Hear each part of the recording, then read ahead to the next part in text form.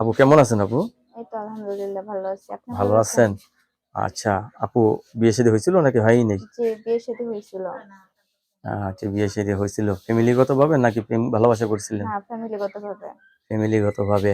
দেখে তো মনে হচ্ছে লেখাপড়া করছেন, কিছু করছেন লেখাপড়া? জি, ক্লাস 8 পর্যন্ত পড়ছি। রান্না বান্না কিরকম আপনার হাতের? মা আলহামদুলিল্লাহ মোটামুটি সবই রান্না করতে পারি। সবই রান্না করতে পারেন। কয় ভাই বোন আপনারা?